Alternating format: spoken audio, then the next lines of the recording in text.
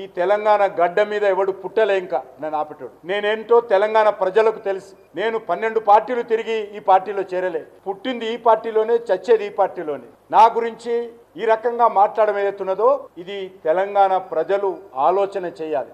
వారు BRS party తిట్టుకోండి, మీ 2 పార్టీలకు అలవాటు ఉంది ఈ రకంగా తిట్టుకునే అలవాటు, పని చేసే అలవాటు లేదు మీకు. మీ 2 పార్టీలు కూడా మాటలకు మాత్రమే పరిమితమయ్యేటువంటి పార్టీలు, చేతలు మీతో కావు. అందులోనే ఉంటావు, చీకట్ల యూతలతో సహకారం తీసుకుంటావు.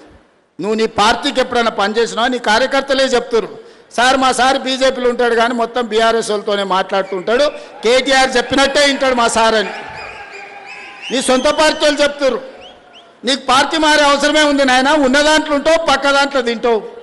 దొంగది కాదు దొడ్లకు రాదని వెనకటికి ఎవడో చెప్పిండు, గట్లనే ఉంది నీ కథ. అందుకే ఉపన్యాసాలు ఆపు కిషన్ రెడ్డి గారు. నువ్వు అభివృద్ధి కోసం తెలంగాణకు అనుమతులు నిధులు అన్నప్పుడల్లా నేను కలిసి వస్తా అంటే నన్ను తీసుకుపోడు, అంత సీక్రెట్ ఏముంది?